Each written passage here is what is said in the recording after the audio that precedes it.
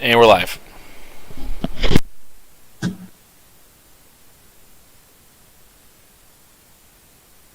We live, but nobody's talking. Hey everybody, it's good to be here, and the first thing you're going to immediately notice is, wait a minute, what happened to the sultry, dulcet tones of Ivan? Well, unfortunately, you're not getting that this time. You're stuck with me.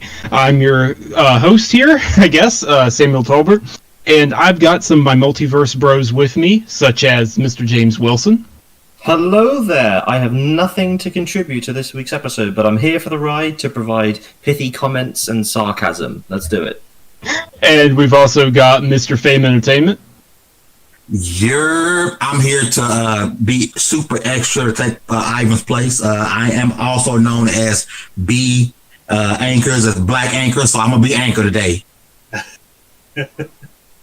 All right, you know what? You can do that. You can do that. And since a couple of the regular bros are out, miss you Mike, miss you Ivan, miss you Undead, we've got Mr. Rage Virus X. How you doing? I'm doing pretty good, and I hope everybody else is doing well as well. Yeah, we are. We're doing pretty well. Thanks for coming here on such short notice again, by the way, dude. I really appreciate it. It's absolutely my pleasure. So, we got a bit on the docket, but I want to get into what we've been playing first real quick before we dive into our topics. James, what have you been up to? Nope. Just nope. You know what?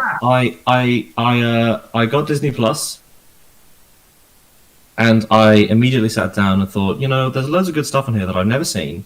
And, new stuff that's, really well acclaimed. So I thought I should watch something new. And then I watched Princess Diaries 1 and 2. And then I thought, I really should, let's watch something else. And then I watched National Treasure 1 and 2. So that's been me. I'm in a state of nostalgia regression right now. I'm having a blast, I'll tell you. Okay, that's good. I'm watching streamers play Bloodborne on Twitter and sort of just laughing at them, going, "Ha, they don't know what they're doing." So I'm now that guy. You know what? That's good, dude. We can roll with that. That's good. Jared, what you been playing? Oh, not really a whole lot on my end. I've been still kind of dabbling into the Atlantis DLC for Assassin's Creed Odyssey and been enjoying that. And actually, oddly enough, I've resorted to playing some Minecraft Java Edition on my PC. It's actually pretty enjoyable, especially with some of the newer updates as well. Like the new water biomes are actually pretty fun. So that's what I've been playing.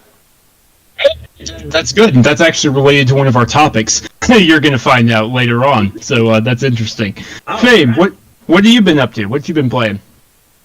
I honestly haven't been able to game as much. As some of you know, last week we launched level1gaming.com, and I've probably written 30 plus articles in the past week. Nice, or so. nice. And so in between that, I've been playing some Streets of Rage, trying to get those achievements from playing with the different characters, which I'm really disappointed. But I played through with Adam yesterday, and that was a rare achievement, which makes no sense to me why people haven't been playing Streets of Rage, at least on Xbox, or playing with Adam. And I looked at other characters, and a lot of the achievements are rare achievements. You get the little diamond thing when it pops up. So it kind of upset me that people haven't been playing. But other than that, man, the writing on the website and getting everything together has really taken up like 98% of my time. Okay, all right, that's fair. Good to hear. It's off to a smooth start, or as smooth a start as some ambitious project like that can be. In terms of myself, I've mostly just been playing some Gears 5 and some Modern Warfare, continuing to work on the battle passes. But I did find a couple of hours more to put into Ori and the Will of the Wisp. That game is absolutely magical. It is immersion for the soul. It is a Game of the Year contender. I can tell you that right off the bat. It's the most gorgeous game I've ever played. Like, I am begging you. I don't care what platforms you own. I don't care what you like. Find a way to go play this on an HDR TV. I am literally begging you. It's one of the most beautiful things I've ever seen. It's immersion for the soul. So I've really been enjoying that. But unfortunately, due to, again, hectic work schedule, work life, that's about all I've been playing myself. So, moving right along. Yeah, it is. It's okay. It's not bad games by any stretch of the imagination. Absolutely not. Well, we have some important news to get to, but first, regrettably, even though Ivan's not... Did we ask our guest what they've been up to? Yeah. Yep. Yeah. Sorry, I'm just inconsiderate. And no worries. He's actually been playing, among other things, Minecraft, which, amusingly enough, is related to one of our topics later on. A brief topic. But anyways, before we get into the news, we do have to regrettably pay the bills, even though Ivan isn't here. And this week's sponsor, they're back at it again, just like trying to find DNA. It's Abstergo Industries. Whether it's your health, your food, your the health of your DNA, your genetic memories you didn't even know you had, ancient cults and conspiracies, Abstergo is there to provide the light and the services that all humankind needs. May the Father of Understanding guide us. Amen. Now, moving right along from that... Wait, so how do Abstergo, get all that data to find, the Desmond Mileses of the world that have all this? Do they, get people to sign up for, medical trials and then get their DNA and then test it on the off chance, or do they pay off governments to give them the information that they need? What do you think? Ergo's handy pamphlet right here is telling me not to answer that question, but an agent will be coming to your house to discuss the matter very shortly. In all seriousness, I don't know. They're a super powerful secret conspiracy organization. The usual unlimited resources, the world leaders are in on it. You said secret, so now it's your problem. Exactly. See what I do for you? I give and I give, James. I give and I give. Look at this. I'm amazing. All right, so moving right along, I think the biggest topic that we immediately just need to address here is Unreal Engine 5. You all saw the tech demo, right? That Epic did? Running on the PS5. I did see this. Okay, take it away, James. I want to hear from you first, and then Jared, Fame, you guys can chime in as well. But what did you guys think of it? I think it looks really cool. The Unreal. I'm not au fait with all of the Unreal tech demos. I'm led to believe that the Unreal 4 one doesn't look that great now in comparison to what they promised all the way back whenever they announced Unreal 4. But 5. Obviously, we all know it looks a bit like a knockoff Tomb Raider combined with Horizon Zero Dawn, two games that we universally think are games on this podcast. I think the potential of what this could do and the speed of which things can get done, because now you can just take assets that were made for films and put them straight into games, or maybe not straight, but with way less hassle than you could before. It's going to be a fucking gold mine for the amount of time that games can be made in now. And didn't they say something that because Unreal 4, I don't know the exact details, but it's something like for every 3,000 games that you ship, or $3,000 that you make, you have to pay something to Epic. Now it's whenever you make $1 million, that's when you have to start paying money. That's correct, James. And this kind of went unnoticed by comparison to everything else, even though, ironically, it's probably the biggest deal for indie developers.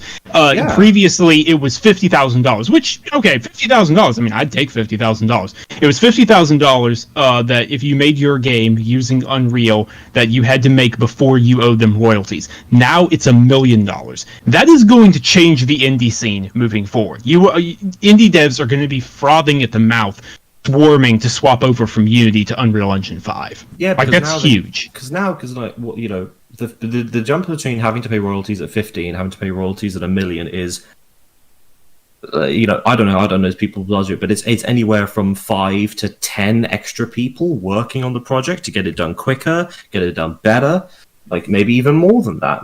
It's huge. Imagine a game we've all played Plague Tale, right? Mm-hmm. Is that on Unreal? Actually, no. Believe it or not, it was actually running on a custom engine designed by Asobo. But still, Plague But Tale still, the point remains. It was made by a tiny studio with not a lot of people. Imagine if you got those guys, that team, using this engine with more money and more freedom, and now with an established product onto their base. Imagine the things that they could do with that. All the companies the smaller companies, Supermassive isn't a big giant of the industry, ironically with their name, but imagine Until Dawn made with Unreal 5. Imagine if Giant Sparrow get their hands on this engine. Yeah, absolutely. I'm totally with you. It is going to change the face of indie development. There's no question about that. That is the thing that I'm really excited about, way more than the next Gears game, because Gears always looks pretty good. Fair. Gears looks very good, but it's always looked good. Like the indies are we're now getting to the place where it's sort of like when in the 1990s you had the massive independent movies in cinema. You could have both a Star Wars and a Blair Witch Project, and they made roughly the same amount in the US box office that year. And one was made for $100 million, one was made for $90,000. We're getting to that point, where the indie devs, indie games have been fighting with the big boys for years now. This isn't a new occurrence, but with this engine and with the potential of the new hardware, it's going to be really fascinating to see what the indie scene happen. The indie scene explosion. Hey, Sam. It's very late. Yeah, Fame. What's up? I have a question for you. So we all know right now a lot of Microsoft studios use Unreal Engine. That's correct. And for the most part, a lot of Sony studios or PlayStation studios don't really use Unreal Engine a lot. But obviously, I think we can see that changing moving forward. You see a lot of heavy Decima and a lot of Unreal Engine. I wonder, seeing how Microsoft's and some of their biggest games are running Unreal Engine, and we see how Epic has pretty much partnered up with Sony.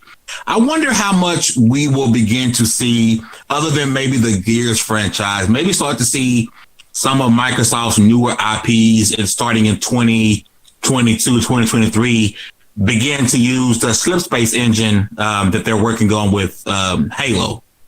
Like, I'm really wondering if there's a possibility down the line, seeing how Epic is starting to partner up with Sony.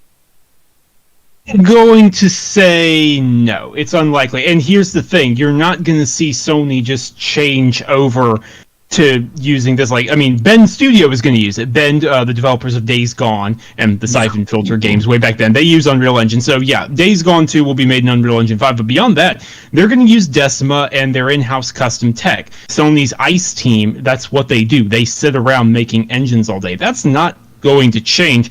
And just like the fact that just because Epic partnered up with Sony for this one demo, it's a marketing thing. That's all this is. Like, Microsoft is full in on Unreal Engine because it allows their teams to share tech. Ninja Theory and Rare have talked openly about how they're working together on a lot of different things, whether it be multiplayer servers or algorithms or procedurally generated content. Even the Initiatives project is being made in Unreal Engine 4. Turn 10 and 343 are using custom engines, but that's very specific things that they're trying to accomplish. Compulsion's next project is Unreal Engine 4. I'm just wondering, I get that. I'm just wondering at what point will Microsoft not be so heavily reliant on Unreal and more of a line where right now we're going to Sony's using Decima, and we probably could see more of their games running Unreal if Microsoft would maybe go that route. With not so heavily relying on Unreal Engine, in games that release in 2025, 2026. It'll be interesting. We'll see if... I am very curious. I've raised this question before, Fame, will others use the Slipspace engine? The problem is, I think the issue is maybe that Slipspace is meant for big first-person shooters, so it would have to be another first-person shooter. I don't know. That's just me thinking out loud. And I don't mean this answer to be as snarky as it's going to come across, because I know it will. They'll stop using Unreal Engine when it stops being the best engine on the market. Unreal Engine has a stranglehold in the AAA space for a reason. It's good. It's darn good. And Unreal Engine 5 is looking to make some amazing improvements when it comes to lighting, which, Jared, you actually had some interesting thoughts about. Would you mind sharing those? Yeah, absolutely. I think what's really cool about their new Lumens technology in Unreal Engine 5 is it's basically a soft ray tracing, so you're allowing proper refraction off of surfaces off a singular light point, which is really interesting because it's not full ray tracing, it's not really ray tracing, but it's still allowing the developer to add just a singular point that originally would go from point A to point B, and then they'd have to work on reflective surfaces and stuff like that afterwards for transparency. But now they don't really have to worry about that. They just implement where they want that light source coming from, and then of course but a few other aspects. But really, all they have to worry about now is just how bright it's going to be and where they want it. Everything else is pretty much taken care of in a real time manner, and they don't have to worry about it. It's really incredible what they can do now, and it's not as maybe good looking as ray tracing, but again, at the same time, it's really difficult to maybe tell the difference. So I'm excited for that aspect for sure. Yeah, the Lumen. I'll say this as well, Jared. I understand Lumen far more than I understand Nanite. Nanite is still a little confusing to me in terms of what they're doing there with the 8K texture loading, and I barely can wrap my head around that. But it looks cool, and something as well. I don't know if you guys noticed this at the end there, and this isn't going to be specific to Unreal Engine 5. This is just the fact that games are being built on SSDs. When the character was jumping around and flying, and you saw all the destruction happening, that was sort of a quote next gen moment unquote for me, because it's like you don't see that. You don't see high speed flying at that kind of detail in games right now. That kind of thing would be really, really cool, because games are going to be built around SSDs, getting that data loaded in quickly, so you can have that kind of destruction, but also that mass movement while keeping all the detail. I don't know. That to me was really cool. I can totally see something like that being in Horizon Zero Dawn 2, with Aloy, flying on the back of a Thunderbird, or in Gear 6, using jump packs to jet around mountains and stuff like that. Superman game. Seriously, Superman game. Maybe because I'm a skeptic. Well, a couple of points. Number one, I do think the demo we saw, the engine, I think is closer to what we will be getting rather than what we saw with UE4, and demo from UE4 still the game still look like that now. I think we're closer to that now. But am I the only one that was kind of skeptical that scene that you're talking about, Sam, wasn't I just don't see that. I just don't think that's real time. I don't think that was player controlled. It just seemed like it was that was pre-rendered. That's just the way it was going to look every time. It wasn't. I don't think that type of thing we're going to see from a player controlled moment in gaming anytime soon. And it just looked pre-cut to me. Here's what I'll say, Faye, because a lot of people voice the same thing you're voicing. But here's the problem. This was supposed to be a playable demo, public at GDC. If GDC had happened, this was actually delayed because GDC couldn't couldn't happen because of, everything with the pandemic and all that. But this was going to be an on-the-show floor, queue up in line, you can play it and roam around type thing. Mm-hmm. So if that's pre-rendered, then I'm not sure. They would have had a PR crisis on their hands. It just seemed like that jumping scene was more of a cut scene than it was actual gameplay. I'm wondering, was somebody with a controller pressing X to jump back and forth, or whatever it was, and then land where they land, or was that entire fall down a cutscene? Because it looked like a cutscene to me. Well, it's true, but what if it really isn't? I know it looks like a cutscene, but what if, and it probably will end up happening, that developers get so talented because we know what they can do with Unreal Engine 4. Because compared to what the technical demo with Unreal Engine 4 was to what it is, what people can do now is far beyond. They can far beyond do better than what that technical demo showcased. Hey, Jared, I'm so sorry. It may be me, but I can barely hear you, dude. Really? I can hear him fine. James, can you hear him? Yeah, I can hear him all right. He's a little bit quiet, but all right, Fame, adjust Jared's volume on your Discord settings and bump him all the way up. I'm soft spoken. It's my bad. All right, how do you guys in the chat like this tech talk? That's a good question. Yeah, because my point was going to be if it seems so unreal, what if it actually is real? What if that really is going to end up being next gen type of gameplay that we'll be seeing and experienced, and we're so used to being cinematic that it'll actually end up being playable this time around. That's a pretty cool thing to think about. in my mind. I mean, I definitely hope. I think so much of this gen we've had, tricks and sleight of hand on certain things and promises that didn't actually be made. And I don't know. I'm just a very big skeptical. I would like for that to be the case next gen. And I guess I have to actually have it in my hand and experience something like that to say, okay, this is next gen. Because I mean, so much of the great stuff we see on screenshots people post up, or video post up, it be from CGI pre-rendered stuff, and I'm kind of skeptical of, okay, are we going to get that as in gameplay next gen? But I hope to be wrong. I really do. Yeah, I mean, we'll see. We'll definitely see. There's a lot of exciting stuff. But moving along into some other talk, there was also a gameplay demo for Ghost of Tsushima. Now, I got to see this. I know Jared did. James, Fame, did you guys get to see this? Yes. It didn't sway me, honestly. I'm not necessarily like super excited or down with the game. I'm like, okay, it looks cool. I'm definitely going to pick it up, but my excitement didn't sway it. I mean, it looks really good. But it didn't really sway me as much. I think I still plan on buying the game anyway.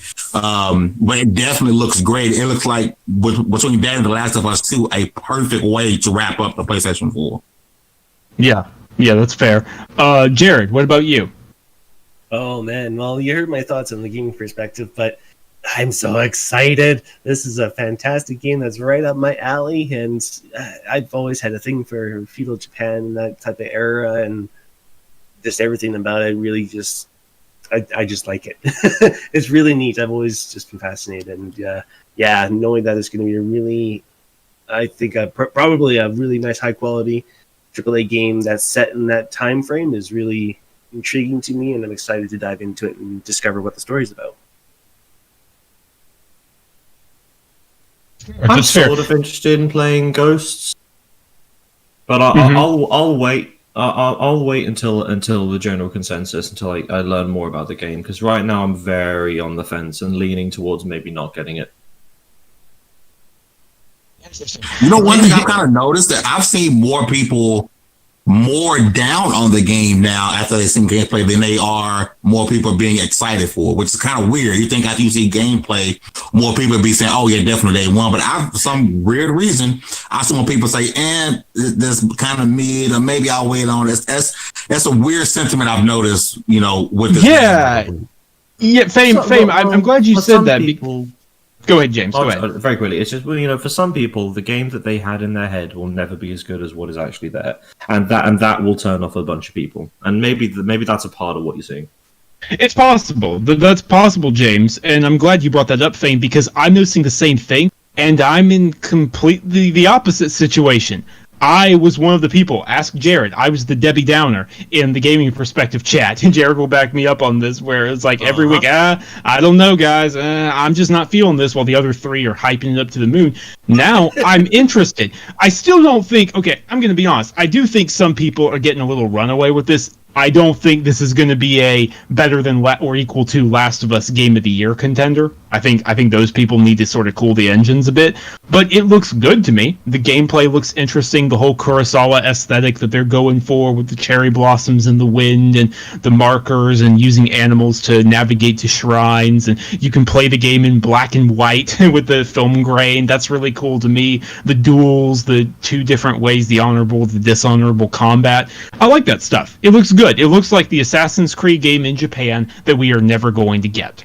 I feel like if you choose to play the game in black and white with the film grain the first time round, I don't think you deserve to play the game.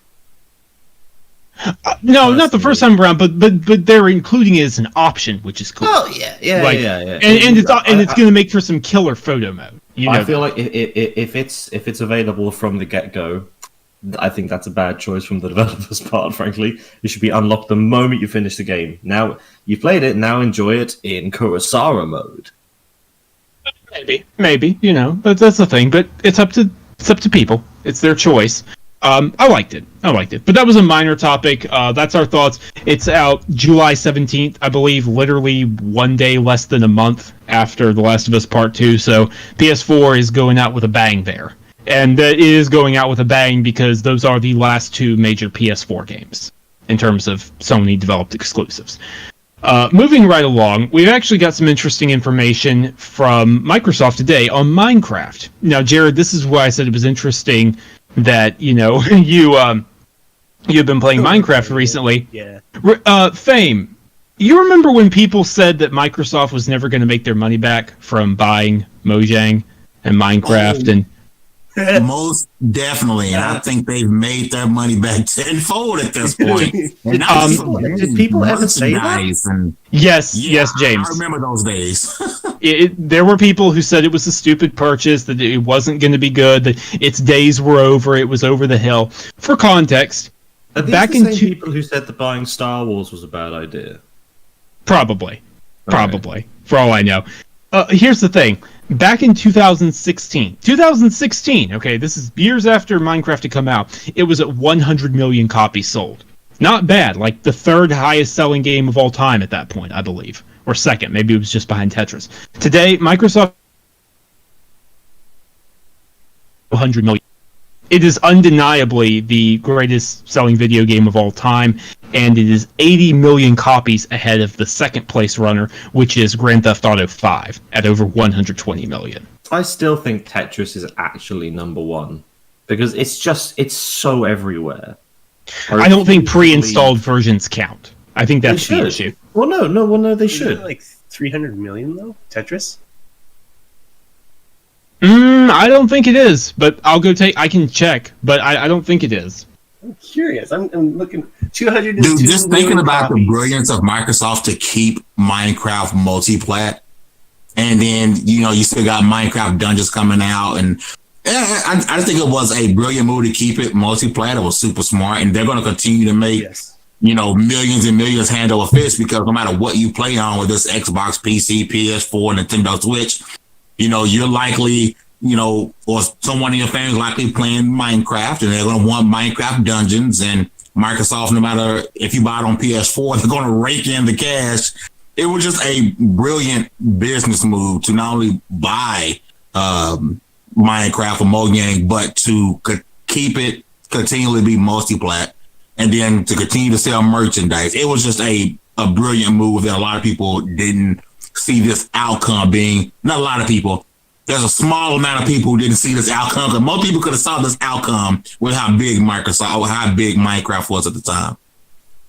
Yeah, for sure. And the fact that Mojang announced just yesterday that they're actually expanding, in addition to their Stockholm, Sweden, and Redmond, Washington studios, they're going to be opening new studios. It looks like one in London, one in Shanghai, and one in Tokyo, according to the graphic they provided. But that's not written information. That's just looking at the video. They rebranded. Although Minecraft are the biggest game in the world, at least in terms of like sales, like right now, or at least of all time. But they're not going to compete with Fortnite for like cultural zeitgeist. So let's predict who Minecraft get to play a concert in Minecraft. I think it's going to be someone like Owl City. Sam, does this mean that Mojang would do something else besides Minecraft? Like give us because Cobalt was not that good. They did announce that they are playing around with a ton of ideas, including a live show and 2 other game projects that are unrelated to Minecraft. Yes, they are working on non-Minecraft games. Minecraft Dungeons isn't Minecraft, but it is Minecraft, so that doesn't count. This is they are working on 2 things that are completely unrelated to Minecraft, which is interesting. Guys. Yeah, I doubt that. But I'm happy for them. I'm happy that they get to expand like this. They get to grow to multiple teams, regardless of, like James said, whether they want to host a concert in Minecraft or not. But I'm glad you brought that up, James, because that's the thing to keep in mind about Minecraft versus Fortnite. Obviously, Fortnite has been, I think, more of a cultural zeitgeist, but Minecraft is still up there, and Minecraft is paid copies, not free to play, which is a big difference, obviously, in obtaining players and keeping a consistent player count. At least to me, that's an interesting thought. But I'm glad to see them expanding. I'm glad to see them having new things to do. Any other thoughts on Minecraft before we move along? Is Minecraft in Game Pass? No. Let me check. Actually, because that is not on PC. Because you guys notice, like, Minecraft is if it's not in there. For the Forza Motorsport, the last like 2 games aren't in there. I just think it's weird to see certain games from Microsoft. Yes, it is. Studios. Minecraft is. Okay. It is. Yeah. Okay. At least on Xbox. I'm not sure about the PC version, but it is It's definitely not on the PC. not on PC. Okay. Yeah. I Okay. was looking yesterday. I was like, come on, it's got to be here. But it's definitely available on Xbox. So there you go. As for Forza Motorsport, Fame, I'm pretty sure that's music licensing is the issue. Wait, so Microsoft? Yeah, I didn't think Microsoft- about that. That makes sense. So Microsoft own the Forza and the Minecraft franchise, and we haven't had Minecart Racer. Yet. Dude, I think a Minecraft racer would be super dope. I'd A be down Minecraft for it. Racer designed by Playtonic. Who Okay. do Horizon? Horizon is Playground Games, and yeah, Playground, instead, sorry, that's what I meant. yeah, I like the way you're thinking. Like a Playground. They've already done the Lego. Right, they did the Lego expansion, which was really good. Like, holy crap, it was detailed. Yeah, a Playground Mojang collaboration working on a minecart racer. I like it. I like that idea. I'm totally down for that. I'd play the crap out of that game, just saying. More Yeah, I should would be too. commissioned by sort of slightly tipsy English dudes at 1:30 a.m. They really should. They really should. We should write about that. I mean, I'm not drinking. No, you're not. We're not referring to you, of course. We're just saying in general. We're saying in general, James. Right? Oh man. But okay, so if that's the end of the thoughts on Minecraft, we do have some other stuff to go over. Ubisoft provided their financial report, for end of the fiscal year, which is different than the calendar year. Blah blah blah. And they've got 5 big upcoming games, 4 of which have been announced, 3 of which were previously delayed. 1 is unannounced, rumored to be Far Cry 6. That is what it is. But then Ubisoft also shared that they've had 11 games this generation sell over 10 million copies. When you're not Minecraft, 10 million is a very big number, to say the least. Does anyone want to take any stabs at what some of those games are? Because many of them are kind of obvious, but there's actually a couple on here that are very surprising. Let's go one by one. One by one. Yep. Okay. I'll open with. I'm going to go with one of the Assassin's Creed. I'll go with Origins. Yep. Good. Origins is on there. Over 10 million. Mm-hmm. I know Odyssey's on there. Odyssey. Yep. Good job. Good job, Fame. Not Fame. Jared. Sorry. Black I'm not Flag. as cool as them, okay? Yeah. No. It's all right. Fame. You got an idea? Black Flag. No. Black Flag does not count. Black Flag is over 10 million sold, but it is a cross-generation game and does not. Ah, crap. You're right. I forgot about that. Yeah. To be clear, games with 360 PS3 versions are not counted here. This is this generation hardware and PC only. Far Cry's on there. Far Cry 5. Yep. Good job. I'll go for Rainbow Six Siege. Yes. And not only is it over 10 million players, 10 million copies sold, Rainbow Six Siege is over 60 million players. So, Wow. yeah, Best that thing is a story tight. in gaming this gen. Well, maybe It is. Maybe with Sea of Thieves, maybe number 1 now, but because that game, I would actually, Fame, I would say that Rainbow Six Siege is number 1, and then Sea of Thieves is 2. Honestly, I would. Don't get me wrong, Sea of Thieves is great. It's up there. It's made an incredible comeback, but Rainbow Six Siege went from being a game where everyone had complaints and nobody was playing and the balancing was terrible to a cultural titan moving forward, to the point that Ubisoft has said they have like a 10-year plan and they're only halfway through the game's life cycle. It's going to get updated for next gen. That game is crazy. That game is absolutely crazy. So God only knows how many operators. How many have we got to go in the list? You have named off, let's see, 1, 2, 3, 4 of the games. There are 7 more to go. Oh wow. I think going one in order. Okay. I know Ghost Recon Wildlands sold a lot. Yep, it's up there. Good job. There we go. is there a Just Dance in there somewhere? No, Is it because It is Just Dance produced by Ubisoft, but here's the problem, Fame. Just Dance is still a cross-generation Oh my God, it is. game. Oh, yeah, Yes. because it's still being released on the Wii. Yeah, it's still being released on the Wii. No way. Are they just selling it to that woman who set the world record for dancing? Is it just her buying it on the Wii? Like they make a copy especially for her. It's probably not too much of an exaggeration. Like, it is, to my knowledge, the only Wii game still coming out every year. Yeah, of course it Did is. South Park Cracked and Butthole make the list? No way. No, it did not. Absolutely Wow. not. It did I not. am over 3. Have they Jared, named all the or- Assassin's Creeds? No, there is one Assassin's Creed left. You have not So which named. ones have you? So what have we said? Origins and Odyssey. Origins and Odyssey. You name those. There's one Okay. Assassin's Creed left. Well, I know that Syndicate didn't sell as well as people thought it would, so it must be Unity then. That is correct. It's There we Unity. go. I can't believe that's on there. Unity's awful. There you go, man. There you go. You haven't gotten to the real surprise yet. There is one game on here that y'all are gonna go, huh? Is it Mario plus Rabbids? No, it is not. Does that count? I don't think that counts. I actually do think it counts, but it's not up there, unfortunately. Ubisoft games. We own both. Wait, have we set the division yet? You have not, and it counts. It's up there. And the Division 2. Yeah, yep. Also, okay, you've got 3 games to go. Have they released? Sorry, what was that, James? I don't know. Fame said For Honor. For Honor, nope, not up there. Surprising, honestly. I thought it was. I was going to give a joke answer and say, have they released Beyond Good and Evil yet? No, no, definitely not. 2030. Maybe. Yeah, something like that. Something like that. Ooh. Can we get a genre, or will that give it away? It's Ubisoft. Fame, you got one. Watch Dogs is up there. Wait, the first one? Watch Dogs 1 and The 2. first one. The first Watch Dogs is up there. Yep. The first one's Second one's up cross-gen. there. Oh. Well, wait, it is? That thing came out on 360 PS3? Yeah. Did it?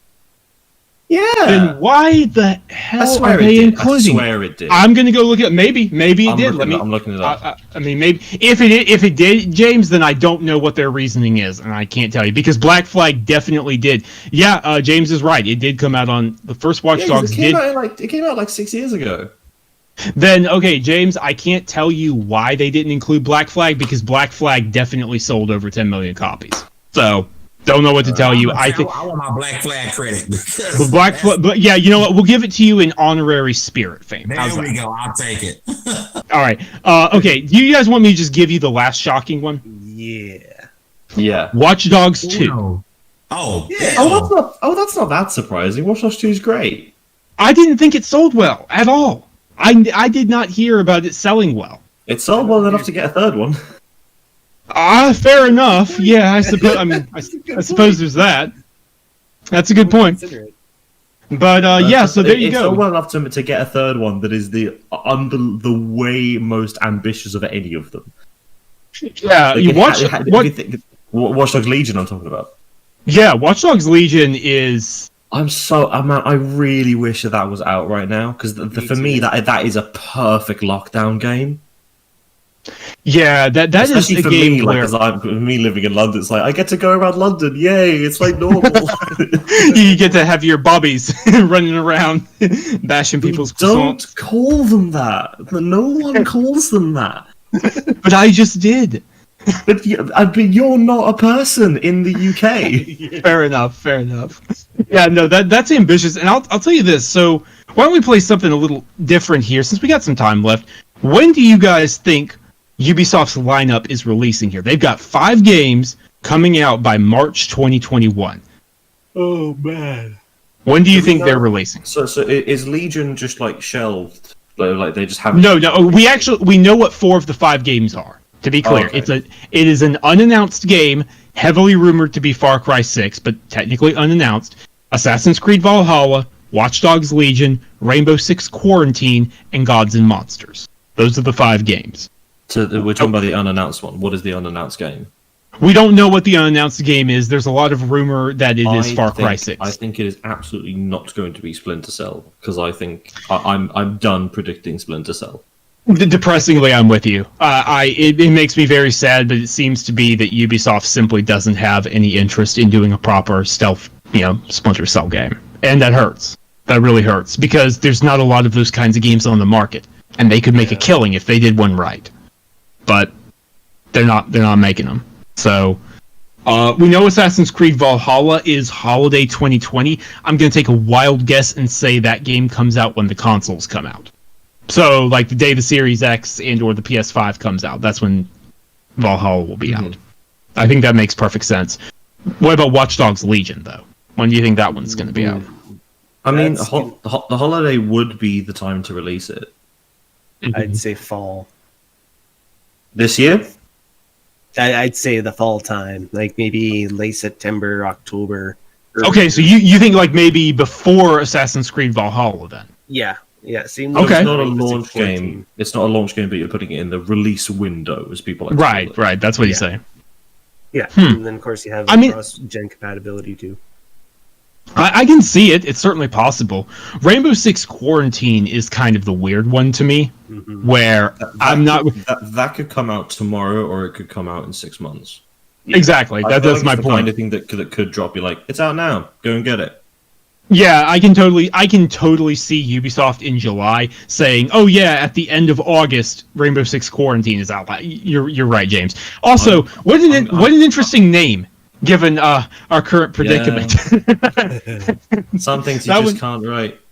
I reckon the Quarantine was supposed to be the big news coming out of Ubisoft's E3 conference.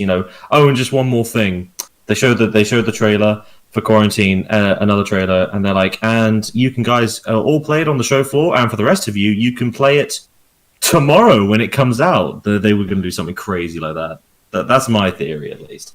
Yeah, I mean, 1 day warning might be a little too much, even with what little physical retail we have left, but I can definitely see, like, a couple of weeks, or a month I at thought max. Quarantine was like a super cool patch, or like big DLC. No, it's a separate game. It is a separate game altogether. Okay. Yeah, it's the Quarantine scenario from Rainbow Six Siege turned into a full game because it was so popular. I am aware of what Quarantine is. I don't. Yes, the Quarantine. The Quarantine scenario. Sam, but just to make sure that other people know, maybe you should say what you think the Quarantine is, and then I'll tell you if you're correct. We're doing this whole routine, are we? You know how? Okay. I don't care. It's fine. No, it's funny. It's funny. Basically, it's a spin-off where in the Rainbow Six universe, the operators have to deal with alien parasites infecting humanity. Yeah. And there's going to be different setups and levels and missions you can run. There's still a lot that we don't exactly know. We got one teaser trailer last E3, but then beyond that, there actually isn't a lot of info out in the open. But even so, even with that in mind, even with it being a full game, I can see your line of theory, your line of thinking being right in that it's info dump at Ubisoft Forward, which is their upcoming E3 replacement event on July 12th. That's what Ubisoft Forward is. Info dump there, and then it's out next month. I can totally see something like that. Do Ubisoft have the right to SSX? No, that's EA. SSX Carry on. is EA. There. Don't give me hope. Oh no, Ubisoft have Steep. Of course. Ubisoft is Steep. Now, here's the thing. What about that Breath of the Wild looking game, Gods and Monsters? March.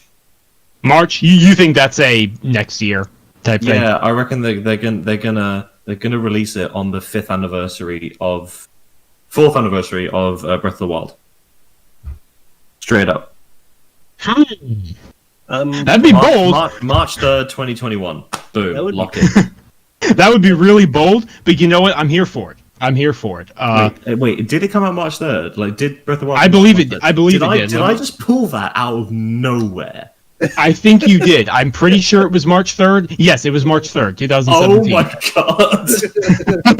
I didn't even get it at launch. How do I know that? Because it was such a thing. It's burned. I don't remember when The Last of Us came out. I don't even know the month. and yet I remember Breath of the Wild. Do you want to take a guess? Last of Us. Yeah. You want to take a guess? 2013. I think it came out. I'm going to go for the month. I can't get the date. I'm going to go for June. Yep, June. You're correct. June 14th, to be precise. Am I a savant? June 14th. Did we discover this? Maybe. Give me a game. Let's do this. Let's start testing them. Throw me a game. And let's see if we can keep this going. Let's see if we can make it 3 for 3. We have top men who are going to be on this, and they're going to be contacting you, James. Fame, I'm serious. Someone throw me a goddamn game right now, and I'm going to tell you when it came out. Okay. Month and year. Okay. Halo 4. Go. Halo 4. Damn, I didn't think about this. Halo 4 came out. He's a crap. 20. I know I'm right there. You better be. 2000. Oh wait, when did 5 come out? 5 came out. Okay, Halo 4 came out 2014 in May. What? November 6, 2012. The curse is broken. All right, cool. There we go. Oh well, all good things must come to an end. Yeah. Before we wrap up though, Fame, you've been kind of quieter. Jared, any thoughts on Ubisoft's lineup for the remainder of the year and early into next year? I'm honestly, I'm not the biggest Ubisoft fan. I mean, the Division and things like that, yeah, but I don't care for Watch Dogs or, be honest, I'm not excited for Assassin's Creed Valhalla. So I'm just like, maybe I'll pick their games up, maybe I won't. Ubisoft doesn't have me excited right now. It seems like at the end of the day, we're gonna get the same old thing over and over again. I'm not excited for Ubisoft at the moment. Maybe things have changed, we'll see, but right now I'm just not excited. Fair enough. That's fair enough. He's entitled to his opinion. So guys, we're going to go ahead and wrap up there unless anyone has anything else. We'll call this episode a little bit shorter. I appreciate all of you coming out here. Fame, where can people find you? I am on Twitter and YouTube, FameEnt 2K. You can find everything I do at Level 1 Gaming. That's lv1gaming.com. I have a hell of a team over there, and they have been working their butts off. And the support we have gotten over the last week has been incredible. But yes, Twitter, YouTube, Mixer, Twitch, FameEnt 2K, also at lv1gaming.com. Thank you. And James, where can people find you? You can find me on the tweets at James_S Wilson and at LV1 Gaming, where I am one of the film, TV, and entertainment correspondents. I have not written as much as I should because not a lot's happening. So yeah, it's kind of rough like that. This is my golden excuse to be a bit lazy right now. It happens. It'll pick up. Man, the really good thing about this forum is that I can say this and not worry about the person who runs the website hearing it. So that's really great. That's the great part. That's the great part. I know it's slow because I'm like, hey man, can somebody write this up? It's like the only thing. It was the umbrella thing. It's like the only thing happening in movie TV. Can somebody get this stuff? There's like nothing else happening in movie TV. So I'm just happy to have you on the team, James. You are a hell of an addition, and trust me, your work ethic and that like that is the least of my concerns. You're an awesome fucking guy. Oh, I got a challenge for you for a show you could watch and maybe decipher from. Oh, yeah? The Midnight Gospel. I'm going to keep pitching that to everybody I talk to. That one show. I have heard of this. I have heard someone else recommend this show. I can't remember what it's about, though. I'll look it up. It is I'll watch it. Do it. All right. And Jared, thanks again for coming out here on short notice. Where can people find you? Oh, it's always my pleasure. People can find me on Twitter at RageVirus_X. You can also find me on lordsofgaming.net for all my writing and fun stuff, and then my upcoming YouTube channel called The Neon Garden. Nice. Awesome. So please go check all these fine gents out. I love these bros. They're great guys. They're absolutely great guys. And I've been your temporary host, Samuel Tolbert. You can find me at Twitter, shockingly enough, at Samuel Tolbert. Come talk to me about movies, games, tech, anything like that. Happy to talk with you. You can find my work on Windows Central, Android Central, and iMore. And if Ivan isn't back next week, I will become drunk with power and turn this into a new Warlord channel. So we have that to look forward to. Ivan, you're on the clock. But until next time, this has been the Multiverse Show.